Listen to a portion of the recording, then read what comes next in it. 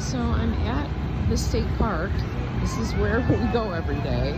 But tonight is something called Hi Hi. Luminaries on the Beach. And there's just all of this activity. And there are vendors giving out free food and free drinks for donations for fireworks. And I would imagine that the park makes some money on this because it's a $5 entry fee.